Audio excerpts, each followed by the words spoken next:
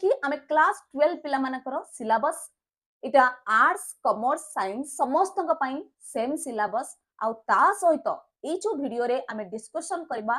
three parts ऊपर discussion करबा three parts ऊपर डिस्कशन करबा पिला माने फर्स्ट पार्ट होची मार्क डिस्ट्रीब्यूशन माने को चैप्टर रु केते मार्क आसीबो को टाइप रो क्वेश्चन आसीबो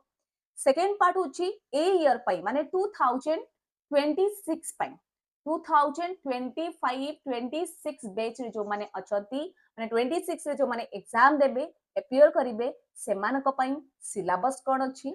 देन थर्ड थिंग हमें डिस्कशन करबा क्वेश्चन केमिति लेखिबो माने लॉन्ग क्वेश्चन रो लेखिबार वे कोन को टॉपिक को तुमको कंपलसरी लेखिबार अछि आउ सेटा मु दोनी ऑलरेडी सीएचएससी ओडिसा देछि कि यदि ए पॉइंट्स न रहुची तले मार्क देवा पई से माने भी सही अनुसार मार्क काटी काटी चलिबे तो तीनटा दिन पर डिस्कशन करबा